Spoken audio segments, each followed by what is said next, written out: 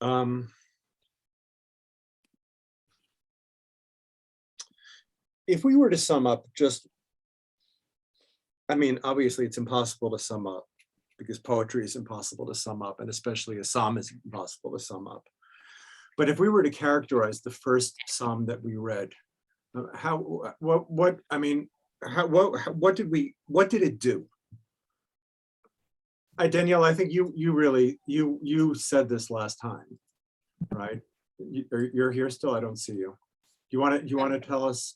Yeah, sure. I mean, it felt, and I thought about this throughout the week, like it felt like the editors, whoever they were, sort of presented to us a rather precise introduction to what we might expect from, the rest of the Psalms, where we will go deeper into the themes, these very right. simple themes. In like academic terms, it's like he introduces these concepts or discourses even, and you really have no idea what they mean yet because they're so general.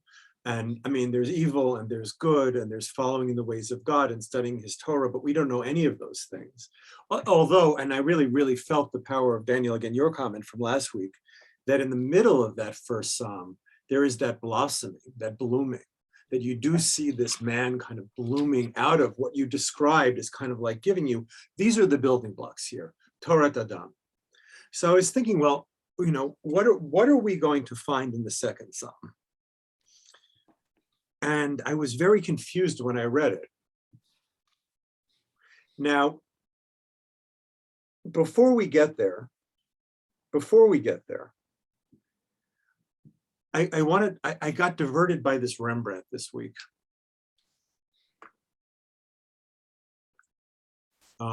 First, take a look at it. I have to turn the lights off in my office so I can see it a little better.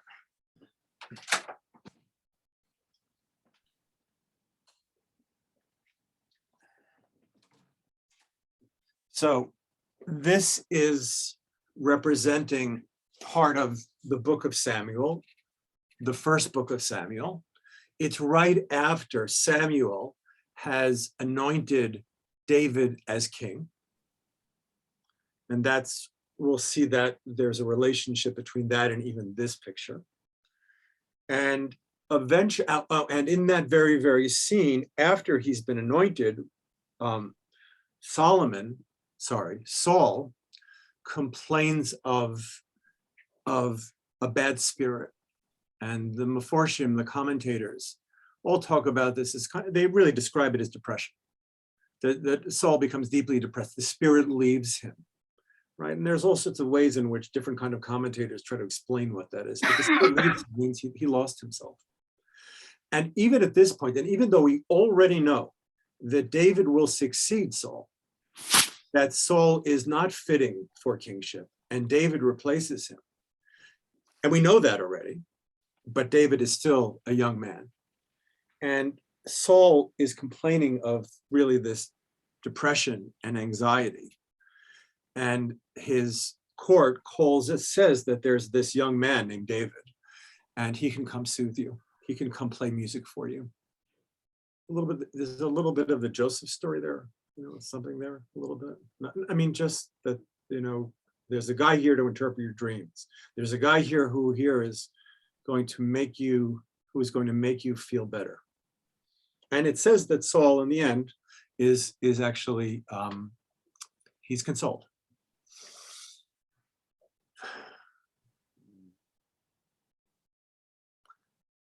Just very briefly about the painting, and then we'll look at the texts themselves.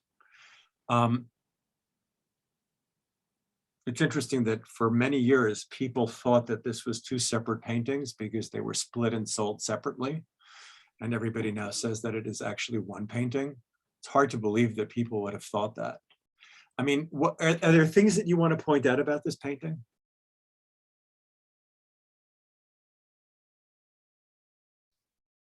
It stands out to me that David isn't a redhead. Okay. David is what? David is not a redhead. There are So we'll two bring, people. yeah, so Tikva will bring in costumes for that, yeah. So what, tell me, look at the painting. I mean, Rembrandt is the Shakespeare of painting people. He is. And the thing about a Rembrandt is if you think you're seeing the Rembrandt, if you think you see it, you don't see it. We don't have time to really, really look at this painting, but there are some things that we can say about it. Bill, I'm really struck by David's face. He's turning away, like he knows something he can't tell. So, like he can't, like there's like a deception going on that he's aware of. That, right? I don't know. There's something so striking when you set up the painting. Reminding us of that. The fact that David already knows he's going to be king. He's going to replace this guy. Very important. It's And very, yet- very important, right? And yet he's so loyal to Yeah, Saul. but there's definitely that ambivalence there, that smirk. I don't know, the smirk and the eyes they're like shifty. I don't know. I can't. Rembrandt paints him to look both devout and suspicious. What about Saul? What's significant about the way Rembrandt represents him? Saul Can I is say? disturbed. Yeah, please, yeah. I see that he covers his face with something, right? Right, so it looks like a curtain. There are cloaks in this story. He's covering his face, whatever people say, he's crying. I don't even know, whatever. I mean, so the first thing that I thought of this covering of his face is that the curtain is being pulled on Saul, right? It's going to be, his soul is very soon going to be covered. But what's also striking, I mean, Ronnie talked before about David's look. What about Saul's look here? I mean, he looks haunted to me. It's like, I mean, I think it's like he looks out and he basically looks at the reader or the viewer and says, I'm screwed. I think it's even stronger than that. It's like, I am completely screwed. And he knows it. Kira, yeah. Alapani. I think Kira? I think the first thing that struck me actually is that the cloak almost seems like the third subject, like a person in this photo. Yeah. In the image, sorry, and it's like difficult to Very good. yeah. Good. Right. I mean, you're already starting to open up the painting. How about the crown on his head? Can I say? Yeah, go ahead. But not about the crown. What sticks out to me is the sword that stands with, I don't know, is that the chair is that the back of the, now that I look at it, it's the back of the chair, but it looks to me like a sword. I'm not That's like- what are we referring to? You're referring to this? That, What- yes, this? yes. No, so this is the coolest part of the painting. That's, David is sitting here, and this is part of his harp. But it A also looks, as harp. Alana points out, no, it's not a sword, but it is a sword, right? It is, right? So there's the devotion. And then here, this is really what I wanted to take out of this. For Rembrandt, there is a relationship between art, or David's art, and power, right? There is both the beauty of the harp, but there's also this, David's song is not just the existential song of the heart. It's also the song of power. I mean, we have to describe what, I don't, as I even say the term power, I'm not sure what I mean by that, but I think we'll see when we see the second song. so. Wow. I So absolutely think go ahead, Alani. that line there, that first of all, it so divides them, and that's maybe why people thought it was two canvases. exactly. Like exactly. it completely separates them, and it's sharp and it's threatening, and I think Yeah. it talks Well, about. also, actually, if you look at the way he's playing the harp, and if you, there's another rule about Rembrandt. If you think you see it, it's there, right? So it looks like he might be holding, the way he's playing, you could kind of stick a sword between his two hands and he would be holding that as well. Yeah. Right. I mean, Right. I mean, on the other hand, he's playing the harp, but that's why I was saying that Rembrandt is the Shakespeare of painting, because, yes, Daniel, sorry. I feel like David is listening to something in this painting. Right, his so head's turned, that he's, that's also, like, on the one hand, we saw him as sneaky before, but now Danielle is saying, we actually see him, maybe he's hearing something else. yeah, I feel like, he's either listening to his own harp or he's listening to the call of God, and it feels like Shaul is he's not hearing anything, right? Like his posture is one of I don't know how to say it, like there's Total not, defeat, total yeah, defeat. there's nothing there, like there's nothing there, from his, like, that he's holding up this cloak to his face, in despair and potentially like wiping away some tears, Right. like It's a there's really, just, it's a picture of total desolation. And, yeah. and the crown on the top, there's another Rembrandt of with Achashverosh and his hat and or maybe it's Belshazzar, I don't remember. But the crown is like, you can hardly see it and it's already falling off. Right? Saul's crown is insignificant here because Yeah. he ain't going to be king for much longer. No, and this is quite interesting because Rembrandt's given him all of the marks of office. So not only the crown, but also he's got a cope on. Also, he's got the staff of his office, which, if you notice, he's not even really holding. It's just sort of leaning against him. So Saul actually he falls on his own spear after his sons die. Yeah, so On he's his sword. yeah, so he's enrobed or he's enmeshed in all of these symbols of office, and David has nothing. He's portrayed sort of very simply. He's got none of these. That's so interesting. Let's. I Yeah. disagree with Charlotte. I think that what he's holding could possibly be the spear that he throws at David later. Right, it's all of those things, right? It's Right, definitely all of those things. Yeah, and I think that it's interesting that both David and Shaul are wearing like very striking, very brightly colored clothes, which is a sign of nobility because having dye that sticks that hard is very expensive. I mean, Rembrandt sometimes dye is red as blood, but okay, right. I mean, there's definitely. And I think the cloak, yeah, go ahead. One last thing, the cloak is a symbol that recurs in Samuel, and I think it really shows Rembrandt's like familiarity. But no, with but the this is a story. curtain, it's not the cloak, right? I mean, you're right. I mean, yes, you're right. Yes, you're right. The cloak being torn off and the corner of the whatever. Oh, excellent, right. So David he tears Saul's cloak, and that's like a significant moment of humiliation for Saul. So you're obviously right, Tika. That's great, really great. And I want to keep in mind what Charlotte just said. And I think we should, I want to look at a couple. I told Ronnie that I was going to look at these. Let's skip Samuel. I told you the story pretty much more or less. We may have to come back to it. So this is a midrash that recurs in different places in kind of different versions. And the reason we're turning to this is from the Talmud, from the Gemara in Brachot. The reason we're turning to this now is that this midrash really is thinking about David as singer or as musician or as artist. So the Gemara begins, and we'll do as we have been doing. We'll look at the English and we'll see if we need the Hebrew.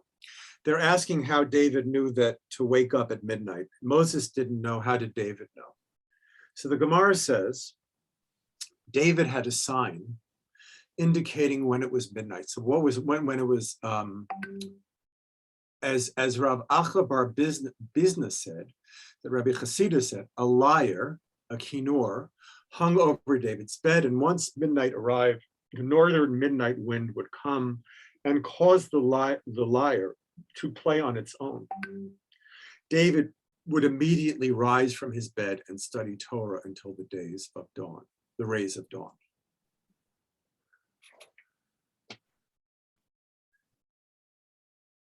So what happens in the story?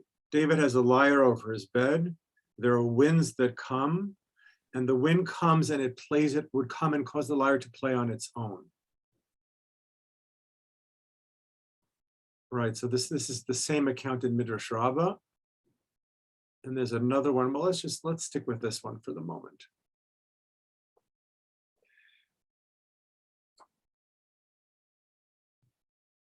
What is this metaphor doing? What is, I don't understand, I don't get it. Ed, you were telling me before, what did you say before? I was talking about the lyre at dawn. Right, so that's As part of the psalm, and I'm just saying that it seemed the wrong way around to me, but I think we'll get there. okay, so we'll come back to that, right? So can somebody just help me here? What's the hook that this is attaching itself to? Is there some verse that talks about David waking up in the middle of the night? No, so I said the Gemara has a question.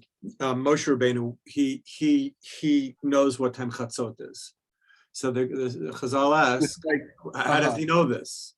And they say, well, David knew it. And well, how would know this? Moses didn't know it. How did David know it? That's how we get into it, right? Okay, so what is this image doing?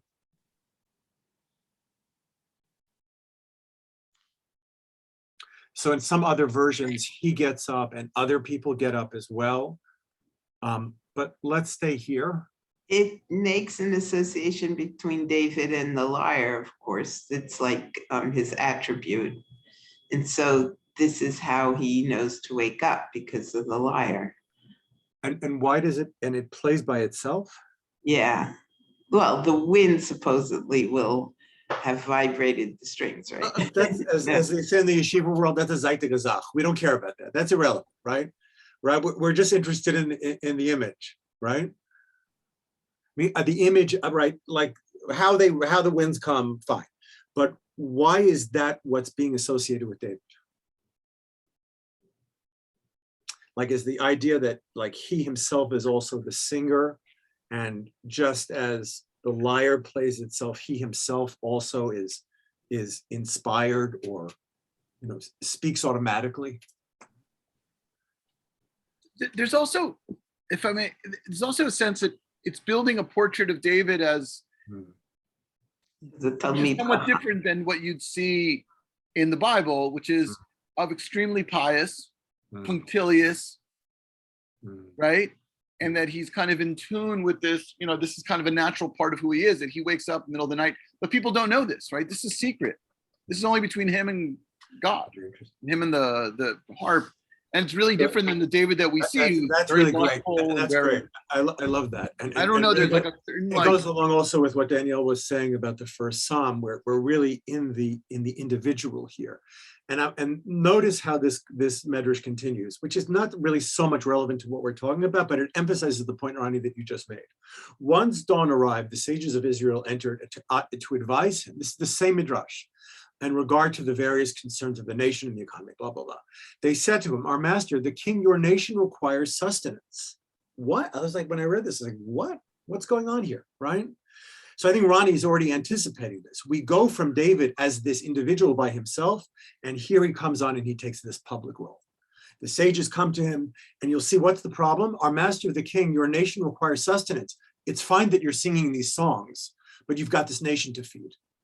And they go on. The sages of Israel. So David says, go take care of each other, right? Leave me alone, right? And Kira and I were talking about this a little bit earlier. And one way of reading the Psalms is that David is saying all the time, just leave me alone. I don't want to fight wars, right? I want to sing. I want to be a writer, right? We were just talking about this. Leave me alone. I want peace and quiet.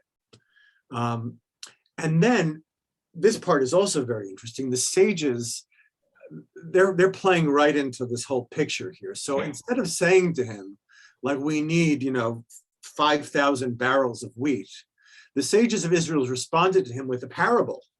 A single handful of food does not satisfy a lion, and a pit will not be filled from rain. Now, I don't want to spend any time interpreting this verse, but I will tell you that I spent some time doing it. And there are many, many, many different ways of interpreting it. It's like both images are very ambiguous or unclear. So the way the sages actually talk to David spends all of his time singing. He is the artist writer. He's the singer writer. He writes Psalms as well. And the sages come to the singer writer and they give him a parable. And they trust that David is going to know how to read it. Right? That's even the beautiful part. Yes, Kira. So yeah, I think like I read something kind of different into this. Like there's something about the wind blowing the lyre, that makes me, and then David not doing the art part, like he goes to study Torah. Like there's something about this that feels like it's telling us how actually fallible he is. Like, I don't know that there, yeah, like that there's like this tension between, I think from what you're saying, like the artist that he wants to be, but also the things he feels like he should be doing. And that's what the lyre to me is. Like the lyre plays and then he gets up and goes to do the Torah part of things instead of the art part of things. So we have to think about what the relationship is between art and Torah. Right. And art and, I mean, Torah in a way is sheer, right? Danielle, you want to say something? I can see. No, I just feel like there's a criticism here of the northern midnight wind, which could be, you know, God's presence coming to awaken, or, you know, some sort of godly presence coming to awaken David. And I actually think that you know, this is a little bit of a different take on things, but the rabbis are critical here of David studying all night. There's people to attend to, right? There's a community that needs him to stand up and be the melech that he needs to be. And I feel like there's some real tension here about like who the rabbis want David to be. Do they want him to be that romantic who wakes up, you know, hearing the plucking of the harp and goes and finds, you know, his Sfarim and sits and studies all night? Whatever he does, yeah. You know, or do they want him to like, you know, sleep at night, which, you know, that's a Talmudic theme, is like sleep at night and be awake during the day and take care of business. Right. I mean, I think what everybody is emphasizing either way, and I see how you're reading it, is that there is very clearly, though, a distinction in this medrash between a public role and a private role. How those are, what their relationship is between each other is not necessarily clear. But now let's now go to the second psalm. So first of all, so this will kind of, I hope, dovetail exactly with what we've been talking about. So I'll read it in Hebrew. I told you, and I will do this for another few times. I'm going to apologize for, I must learn in Ashkenaz. It's just the way I do it. Kol parsha shaisa chaviva al David, pasach ba'ashrei, v'sim ba'ashrei. Pasach ba'ashrei diksiv ashrei ha'ish, v'sim ba'ashrei diksiv ashrei kol choisei bo. So let's read it now in English. Every chapter that was dear to David, he began with Ashrei, which is, many people will know that a significant part of the Jewish liturgy, the afternoon prayers, the prayer, one of the Ashrei prayers, 145, is said. So anybody who is regularly prays in the Jewish world will know this word Ashrei. But here we're learning that every chapter that was dear to David, he began with Ashrei and concluded with Ashrei. And then the two texts that are going to be referred to is, the first one is the Ashrei of the psalm that we already read. And the second one is the Ashrei that is the conclusion of the psalm we're about to read. We're good, right? And what, I mean, you see the commentators, or some commentator puts it together and says that they're essentially, the two psalms are essentially one.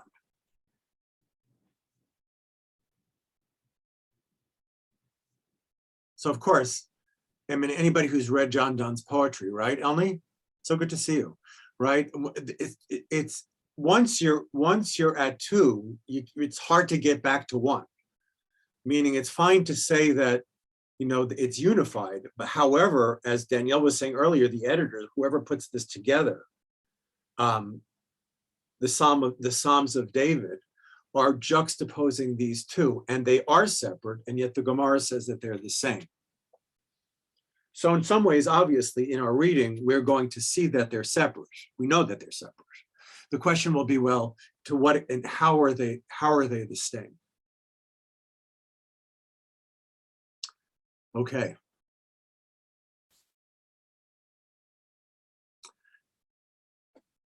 I think what we started to learn last week together is that the Psalms are basically untranslatable. And somebody on Twitter said, you know, you can't translate any poetry. And I'm like, yeah, you can. You know, I read Thomas Mann. You can translate it. It's good, right? But it's so difficult to understand, like, who subjects are, where verbs are. So I'm saying that is with a little bit of apprehension as we read this. And there's so many different translations, and you'll see this time I did bring Milton's translation of part of it because it's really good. And then there's the kind of gold standard for translation these days is Robert Alter. And he's translated JPS, he's translated all of Tanakh. I have his stuff as well. I mean, Milton's got an agenda, obviously, but I like his better. Anyway, so let's read this together. Oh, Tikva, you're here, so you're gonna read for us, right? Like last time? Sure. But you have to speak into the microphone and speak loudly and clearly. Yalla. למה רגשו גויים ולאומים יהגו ריק? יתייצבו מלכי ארץ ורוזנים נוסדו יחד על אדוני ועל משיחו. נתקע את מוסרותינו ונשליכה ממנו אבותינו. יושב בשמיים ישחק, אדוני ילעג מלמו. Let's just stop there for a second. Let me read the whole thing in English, just so we have it quickly, yeah? Why do nations assemble and people plot vain things? Kings of the earth take their stand and regents intrigue. There's this sense in the word nasdu, I think, that they're gathering together. People are coming together and they're coming together to plan or to plot. And who are they planning against? They're planning against his anointed. The Al Mishichu. We don't know what that is. What is Al Mishichu? What does it mean, his anointed? Now, people can anticipate that the Christians, they have a field day with this one, right? Because they will take or appropriate. There's a certain line here. I actually changed the translation. The translation here is, you are my son, I fathered you this day. And that's not really what it says. And Christians will prefer fathered. Robert Alter actually goes out of the way to say that this kind of language being used between God and his chosen as father and son is quite common. So even though it makes sense in the Christian world, it was really quite common in the Hebraic world, meaning it's not coming out and screaming to Paul Darshani in the way that he reads it. I mean, for him, it obviously is. So let's continue. Yeah. No, I'm continuing. Sorry, yeah. I'll get back to you. Sorry. Let us break the cords of their yoke, shake off their ropes from us. Who's speaking here?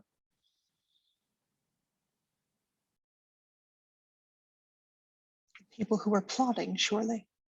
Right. So this is like, and I think it's important to see the dramatic situation here because there are lots of different players here. It doesn't seem like it at first, but they are. So they speak, and then we have, let's say David, the narrator, David. He who is enthroned in heaven laughs. The Lord mocks at them. Yoshev b'shamayim yischak. God who is enthroned in heaven laughs. The Gemara says that this is the only time that God laughs. And Rashi says it's a laugh that is in the present tense, and that I saw someplace else that it's continuous. God laughs once. I know people are thinking of Gemaras in which God laughs, but we're not worrying about those at the moment. This is the time that God laughs, and it's a metaphysical laugh here, right? This is a metaphysical laugh.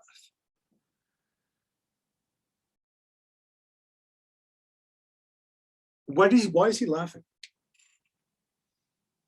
But can I say something? Maybe it's not very correct, but why is it written Yitzchak with sin, not with Tzaddik? I don't know. Yitzchak. Okay. They are interchangeable in the Torah, the sin and the tzaddik. Okay, guys. So good. So, but I want to know just more basically, what is he laughing at? Like Well, it's a laugh that's like you think you can possibly take me down. Like it's a laugh that's you know, like a absurd. It's an absurd concept. What you're thinking. Right. Can I I interject? I Can I mean, interject? see, I promised you that we would mention Paradise Lost. Can I interject, so- Professor? Can I say Yeah. something? Yeah, I think his laughter is from different temporality. You know, that's the Oh. Paradise Lost. That speaks of the Miltonist speaks, right? Right. It's like you're plotting and planning. It also all goes back to Hamlet, right? You're plotting and planning, except in Hamlet, there's no God on top. I mean, there's a God on top, but the plot is illegible, whatever. So there is all this plotting that's happening around, and God's like, dude, right? It's, you know, as C said, my perspective is different. It's interesting that we're getting this very early in David, right? Then so David is continuing. Then he speaks to them in anger, terrifying them in his rage. So now David is dramatizing this scene. Then he speaks to him in anger, them in anger, terrifying them in his rage. And he says, and again, it's a drama here, right? But I have installed my king on Zion, my holy mountain. Who's the speaker here?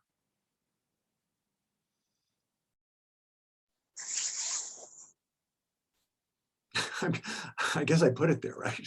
I was so confused I had to write it down, right? But it's David ventriloquizing God. Right? One of the things that we're going to find out as we read Psalms is that all of the reality that is being understood here is mediated through language. It's all language. It's all words. We'll see more what I mean by that. So, and what does the ventriloquist say? I have installed my king on Zion, my holy mountain. Bill, Yaakov, wow, yeah, do you think the verse 4, yeah. do you think that's a transitive performative performance? Are the kings actually hearing God making fun of them, or is he just laughing to himself, and then all they see and hear, or all they hear, is him saying, Becharono, in his anger, I have installed my king. All they see is an angry God. They don't see a God making fun of them. Right. So right. So their perspective is they just hear what David says God says. And what does David say God says? I'm the man, right? I have my dude. I am, right, exactly. I am the man. And then it goes on. We should really look a little bit at the That's really interesting idea that the laughter doesn't filter down. Well, Only we know David knows that God Well, laughed. we know, Or the readers of the Psalms and we know know, that God right. laughed. And we know, But- exactly, and we know, right. But the headstrong nations and the headstrong kings of the world, they don't hear the laughter, they just see God's anger. Yeah, it's what Shakespeare calls an aside. Wild. It's what That 'cause they're Shakespeare calls an just not aside, you know? It's Cordelia saying, love and be silent. Just be quiet. Okay. But is it because they're not enlightened, they can't appreciate God's laughter? They don't Well, hear let's it? see. Let's work out the drama here, okay? So, and it goes on. It goes on. I love this part. Asaprat el chok Hashem amar lai b'ni ata ani hayom yaldeticho. Let me tell you of the decree. I will tell you. I will tell you this story. And David himself plays a significant part in the story. He's the main character of the story. And the story has the authority of a chok. What is a chok? Something that it's a gezerah, right? It's something with no justification. It just exists. And this story exists as a chok. Strange idea for a story to exist as a chok. But one of the things that David is saying about this story, which is a chok, and we didn't really know this fully yet, is this story has a beginning and a middle and an end. We kind of know it at the end of the first psalm, Because in the end of the first psalm, it says, you know, the good people will flourish and the wicked will be lost completely. They will, and there is an implicit sense of there's a future. Some people are going into the future, some people are not going into the future.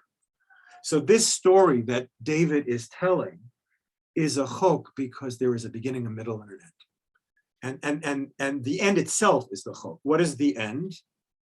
I mean, all of my undergraduates know that I quote the literary critic Frank Kermode, who talks about time being structured as a tick and a tock. And the tick is Genesis and the tock is Revelations, right? And everything else is what's in the middle. So we're now, this is the story we're entering now. There is a tick and a tock. And when we go back to here, Mishichu, so the commentators will all say, well, obviously we're talking about David himself. But, and the commentators also all say that it's Mashiach, right? And that Mashiach, the anointed one, is not only David himself to deal with the political problems that he has to deal with, but David is anticipation of some future anointed. Right, and it's also interesting, he says,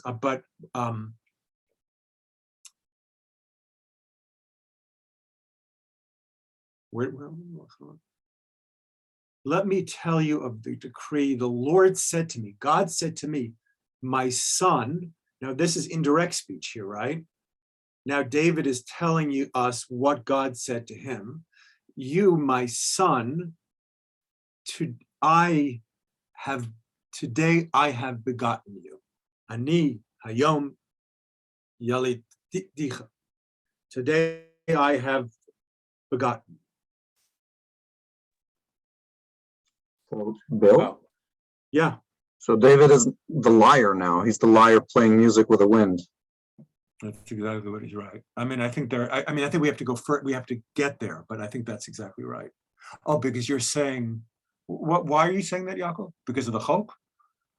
Well, the Lord said to me, you are my son, meaning he's become the channel. He's become what John Donne calls the trumpet. He's become the trumpet. Right. And you see, it's interesting that on this day, when he has this power, and this refers back to the segment in Samuel we're talking about, when he's anointed, he learns how to sing.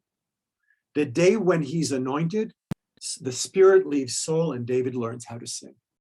So in some way then, there is a relationship between birth and singing, between birth and writing, between birth and song.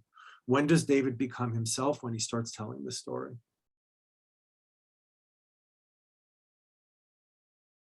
You have any comments on that?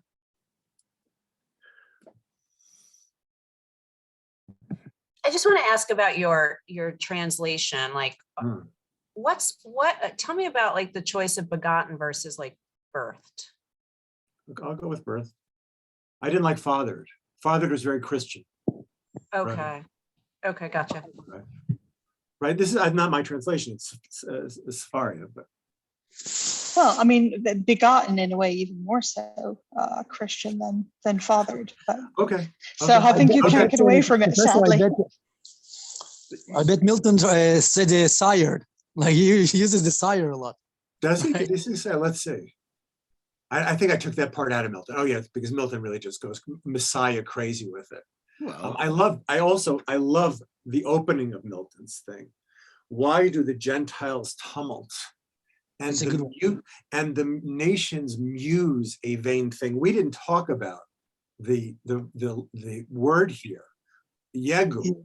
We saw that word before. Remember? Also the Rakshu. Professor Tumult is more Rakshu it's closer to Rakshu. You're Milton's lawyer. Okay, so remember, B'torat Hashem b'chefso v'yegabo yom v'layla, right? And that idea of meditation or utterance. Here, the goyim, the nations of the world, I guess they're getting this from possible meanings, but also from context. Yegu, what does Milton say? I mean, Milton goes further with it. Why do the Gentiles tumult and the nations muse a vain thing? Muse a vain thing. So graduates of Bar Ilan University, when you see the word muse in the English department, when you see the word muse, of course, who do you think of? Sing Heavenly Muse, right? Think about Homer. And Milton is importing the Greek here. I don't think that he's putting the Greek in competition. I think what he's doing is he's associating this Greek kind of, I mean, Milton writes Paradise Lost, which is the greatest epic ever written. And he makes very clear that it's the greatest epic ever written because he has surpassed everybody who came before him, primarily Homer and Virgil, right? And he surpasses them, and it's because Baruch Hashem, he's a Christian, right? So he inherits a whole worldview that they don't have. So when he says, why do the Gentiles tumult and the nations muse a vain thing? It's like Milton, it's again pushing off the Greeks and the Romans. They muse a vain thing with power and princes in their congregations lay deep their plots. Ed, you're just like hearing Hamlet here, right? Plot, because in Hamlet, just plotting. So Milton, of course, is read Hamlet 5 billion times, right? So that he would inflect it in this way is not necessarily surprising. So we were saying before, let's see, we were saying before a couple of things. Well, let's read to the end, and then I want to ask a question, go back to our original question. Let me tell of the decree the Lord said to me, you are my son, I have begotten you this day. Ask it of me and I will make the nations your domain. God is now speaking beneficently to David. Of course, David is making it up. He's the dramatist. Our estate, the limits of the earth, you can smash them. David is now giving himself the permission to authorize himself to smash them with an iron mace, shatter them like potter's wares. We have to look at those metaphors, but not now. So now David is turning to the kings. I guess before we said, as Yaakov pointed out, David ventriloquizes God and says, this is my son. Now, David is turning out and saying, now, O kings, be prudent, accept discipline, you rulers of the earth. I think this is not a good translation. Let's see what now be wise at length, ye kings, avert, be taught, you judges. What's the Hebrew?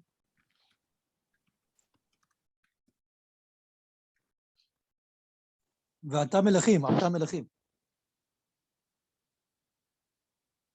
Haskilu. How would you translate? What do you like best for that one? Gain common sense. No, we're not going to go with that. No, definitely not. And also, Maskila David is one of the ways in which some of the Psalms are talked about. So we don't know yet, but we haven't encountered that. But there is something to say about the term maskil or derivatives of it in Psalms. I mean, I like the Miltonic emphasis on teaching. Alter says here, worship the Lord in fear and exult. And now, O you kings, pay mind, be chastened, you rulers of the earth. So he walks away from it completely. Worship the Lord in fear and exult in trembling. The Hebrew for fear, for trembling here, can be also read as joyful. Look how Milton deals with it so much better. And now be wise at length, ye kings, averse. Be taught, ye judges of the earth, with fear Jehovah serve, and let your joy converse with trembling. Milton keeps both of them, right? I mean, he has to be expansive. The Hebrew itself accommodates both. Milton includes both. It's not a literal translation, but he gives us both of these things. Can you go back to the Hebrew for a second? Yeah.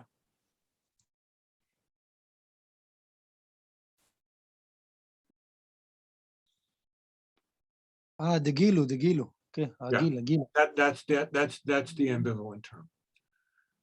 Just to throw something crazy Yeah. out there, do you think maybe there's an irony here in Yeah. that he says to them haskilu and hivasru, which are very similar words. I know sechel and lahashlich are different, but it's similar to what they said, that they're gonna break at mosrot temor and nashlicha.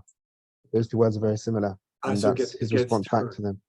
So good, and so good, and that's, I think, a good time for us just to go to the last line, and the last line is Ashrei kol chosebo, happy are those who take refuge in him. We'll read this quickly, just the last line. Serve the Lord in awe, tremble with fright. I put in laughter. Pay homage and good faith, lest he be angered and your way be doomed, meaning this is important. And again, that sense of doom or a bad ending in the mere flash of his anger. Happy are all who take refuge in him. So I guess just now we're maybe prepared to go back to the question that we began with. That is, how do the rabbis say that this is one thing? They're so different.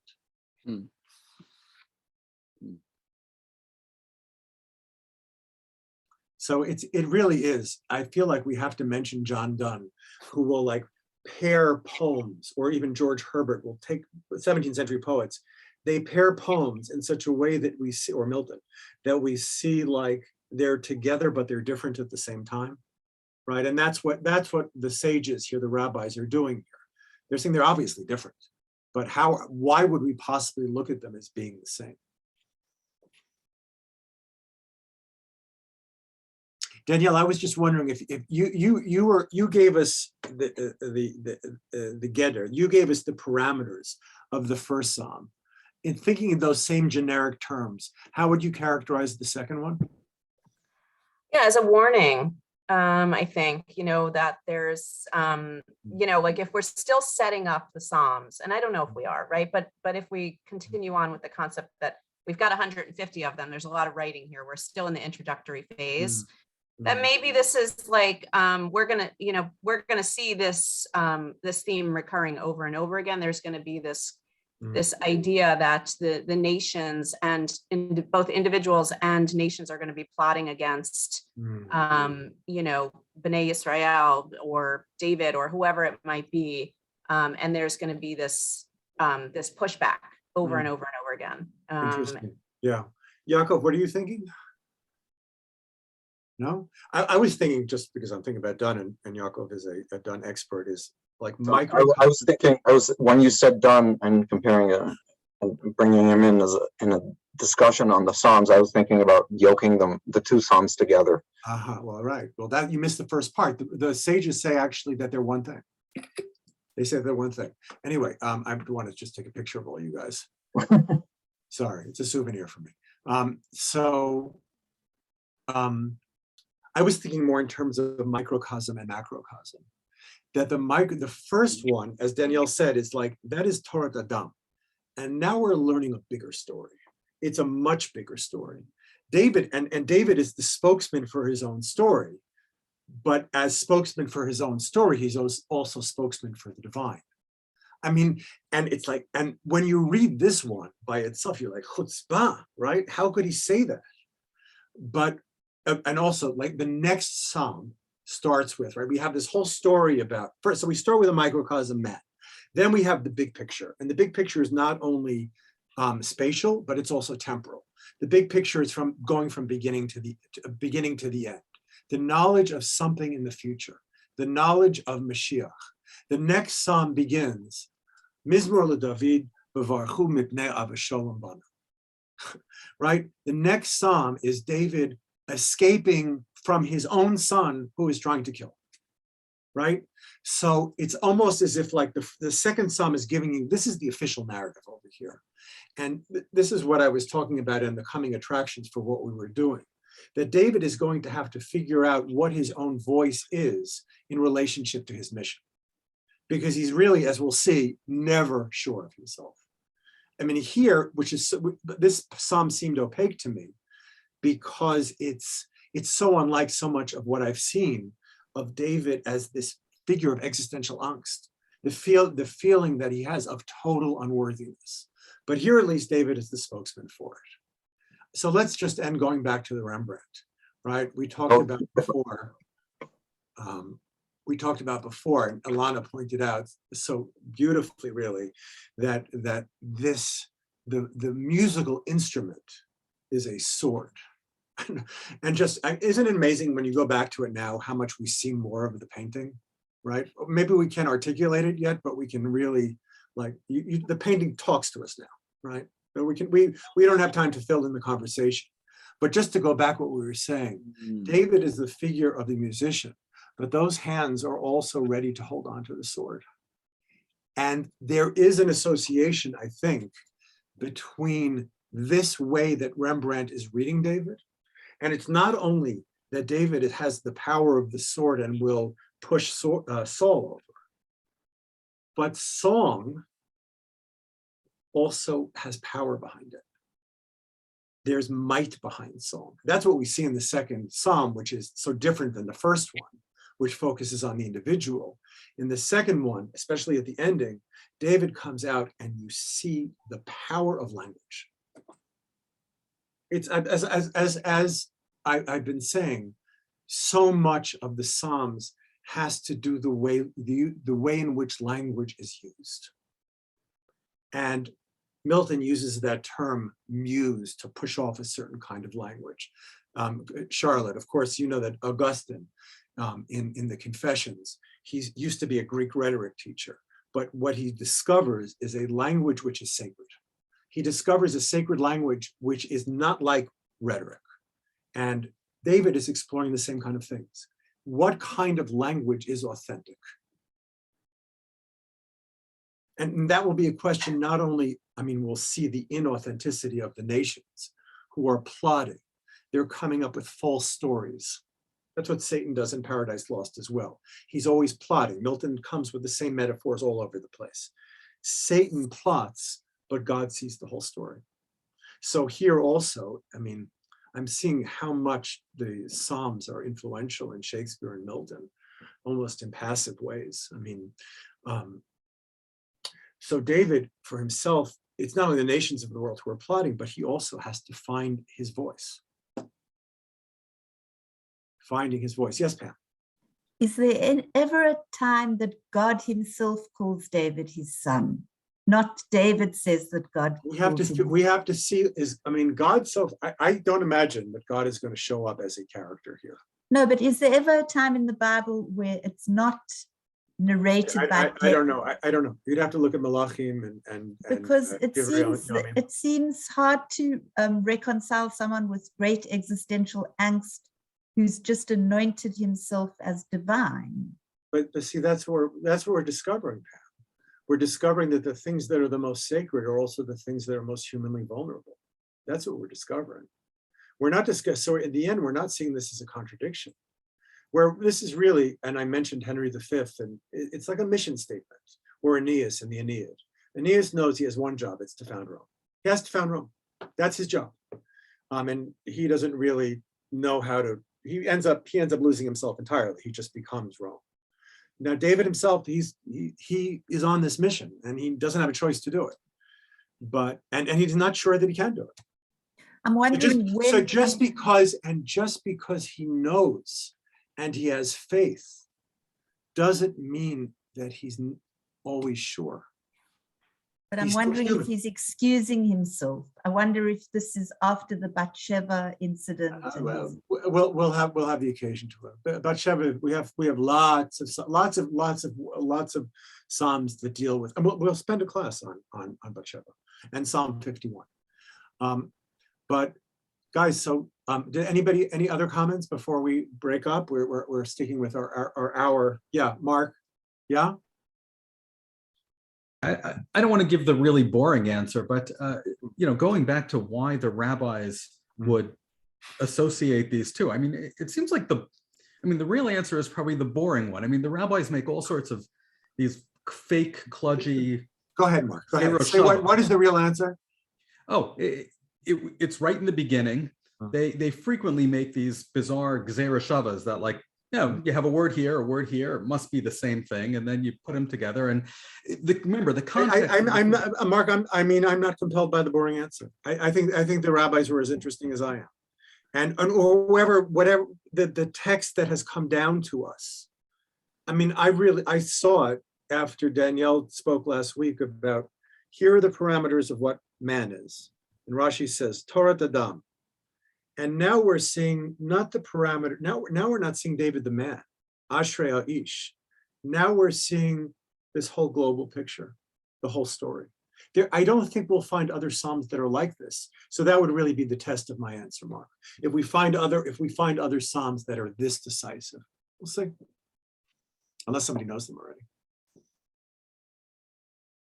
Danielle? Also, I'm just so compelled by the start of the third Psalm. Which roots David in a family system, right? So we've seen this, like, the Mm. first Psalm where is he present in that first Psalm? It's hard to determine for sure. Right, We're yeah. gonna assume that he is, and then he's But it's very generic, it's present. generic, it's generic. Yeah, it's a generic first Psalm, and then there's this like David as like a melech in the second Psalm, and now we're transitioning into this other, aspect of him, which I think is fascinating that they're starting Psalm 3 I this think that there are two aspects of it. One is, I think, and they both emphasize what you're saying, which is just particularity, right? We go from this giant story, and now David is in a family, and he's also in a political feud in a very particular context. So I think that's, in a way, the answer to what that an answer to what we just saw in the second Psalm. Like, if you think the second Psalm is going to determine the shape of or the voice of these 150 poems, forget about it. Because the David that we're really interested in is the David in exile, the David who's afraid of his life, the David who is vulnerable. Just one thing, even though it seems, as you said, to be a mission, sort of, there's a sense of mission to it. There are so many paradoxes and indeterminate relationships between David and God, and playing and worship and the people and proselytizing. Sure. That is a mission he's up against it, because it's very unclear what he's supposed to do, what action he's supposed to take. Right. Right. I mean, does David give God good lines? Or is it just self-serving? Yeah, I don't know. I'm trying to preserve a notion of a David who may be self-serving, but also is pious, right? Because that's human. Okay, people, thank you so much again. And I hope we'll try to do something fun. If anybody wants to share anything with me over the week about this, as I said, I'm really thinking a lot about this lately, and I would be grateful for any insights that you people want to share. Okay? And I hope to see you again next week. Call to everybody. Thank you very, very much. Thank you. Thank you. Thank you. Bye. Thank you.